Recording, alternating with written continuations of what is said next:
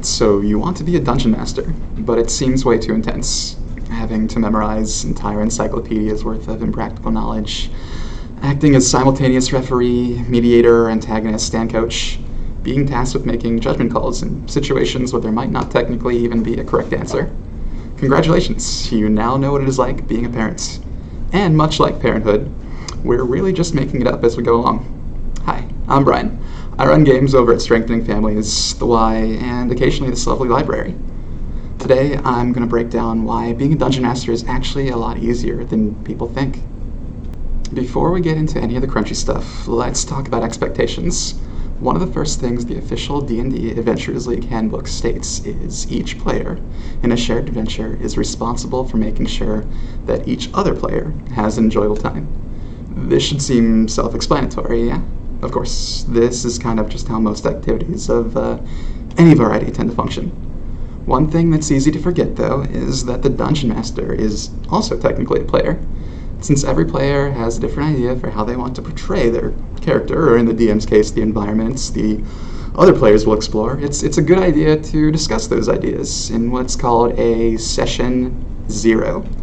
An introductory meeting where everyone shares their ideas for character based on what fits everyone's playstyle, comfort level, so on and so forth. As with all human interactions, though, it's vibes. Vibes are of paramount importance here.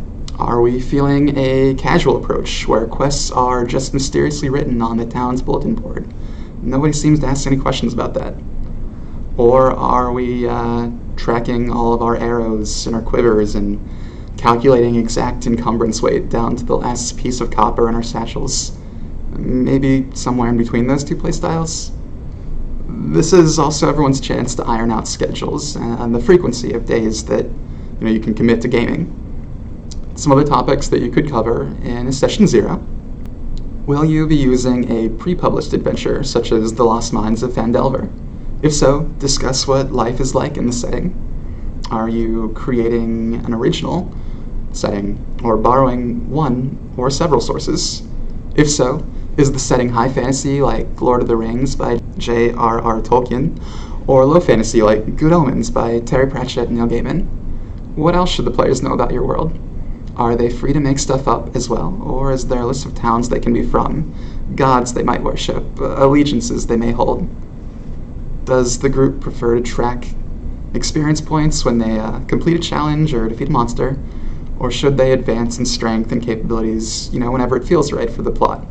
What, if any, house rules, modifications to the game that can take away or add complexity, will you be using? Think about how these adventurers know each other, or how they might meet. Who would get along? Who would butt heads? Obviously, any infighting that isn't 100% plot-driven should be discouraged, but stories are boring without conflict. Once you have all that hashed out, take it a step further by addressing the following not-so-fun topics. Are we okay with hand-waving any plot inconsistencies if they get in the way of the overall enjoyment of the game? For instance, there might not be a good enough reason why the Sterling Knights would ally themselves with a roguish scoundrel into her adventuring party. In this case, players should resist the urge to do the cliched lone wolf go in their own separate ways thing. It just creates an unnecessary minigame before the actual game. It's only fun for like a maximum of 2 people. Just don't do this. Extra points if you can think of a humorous situation why the reluctant party members must travel together. Plot twist, the knight is the rogue's parole officer. Be upfront about the expected power level of the group. We've all heard stories about the one player who starts out as a paladin and becomes a sorcerer once they get divine protection, and then becomes a warlock once they get the spell haste, and so on and so forth, and it's not fun. That is to say, unless it is fun. If it is fun, then do that, but make sure that it's fun for everybody, not just you. Try to think of an in-game reason why those changes took place too, though. Why did they suddenly learn magic? Why did they feel the need to make a pact with an archfey? Might be important down the road, who knows? If you are still just getting the basics down, or if you have some new players at your table, consider asking them not to choose any particularly difficult starting classes, such as Druid, Wizard, Druid, or Druid. Lastly, Because every human being has a different level of comfort and maturity, it might be a good idea to have each player privately write out a small list of themes, aside from anything too obvious, that are off limits. Just pass around a hat, have everyone fold up a piece of paper, even if they don't write anything down, just put it into the hat. Don't list them out loud, but agree that whatever got put in the hat just won't come up in the game. Once you have all that out of the way, and you've watched the library's videos in this series on how one could go about making a character, it's time to actually play.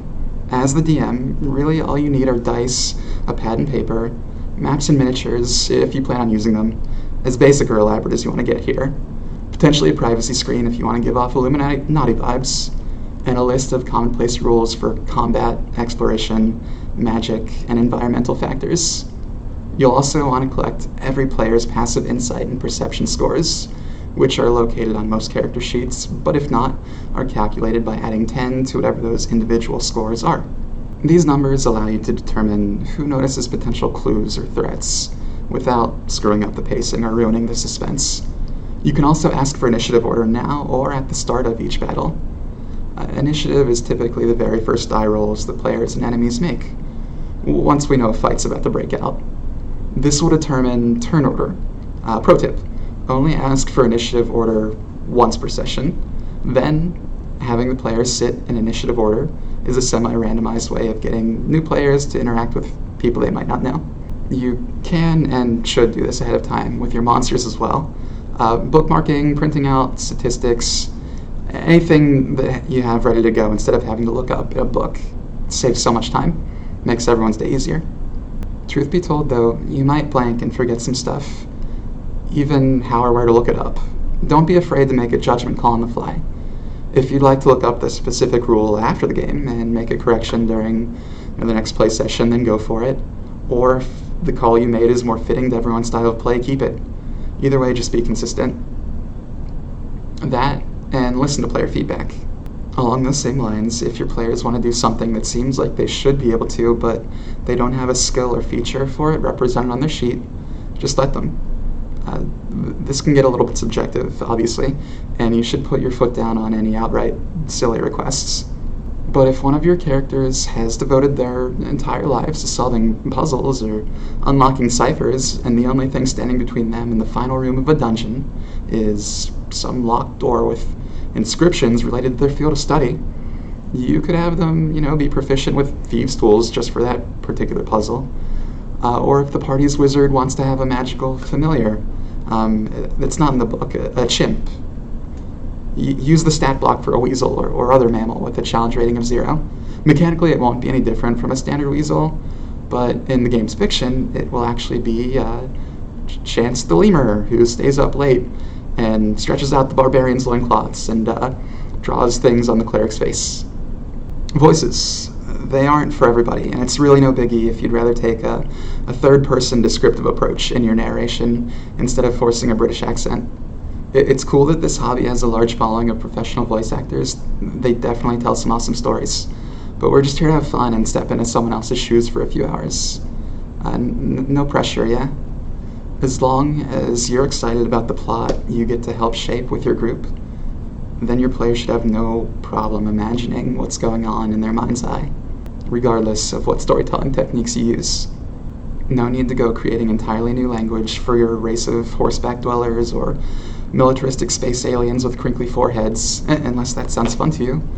But also don't be afraid to give gentle reminders to your players about what optional quests they could embark on, or if they seem lost, or if you're losing them. Oh yeah, and let their mistakes have consequences, especially if you've given plenty of opportunities to solve a problem.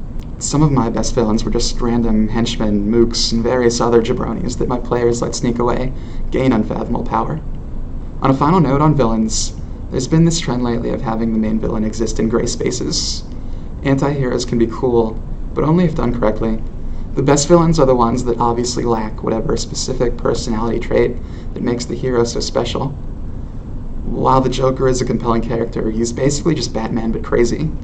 Really, all of Batman's villains are just a darker extension of one of his negative personality traits. This isn't right or wrong as far as storytelling goes, but think about the relationship between Superman and Lex Luthor.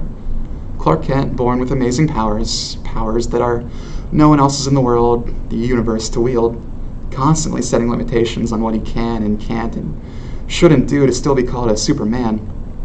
And he uses these powers to make the world a fairer place, while himself taking up as little space in it as possible. Luthor, on the other hand, has never been told no once in his life, and is motivated by nothing more than greed. Consumption, growth for growth's sake, the ideology of a cancer cell. It exists, so it should be mine. That feels like a deeper conflict to me. And at the same time, there's nothing wrong with creating a villain whose only aspiration is murdering you and eating your trash. You should still probably craft some backstory for such a nemesis, though. Goblins, orcs, and other old-school fantasy races were often designed with some creepy real-world prejudices that should be discarded in modern storytelling. Just as long as your characters are behaving in a way that feels three-dimensional, it's all good. Remember, there is no way to win D&D, but there are plenty of ways to lose.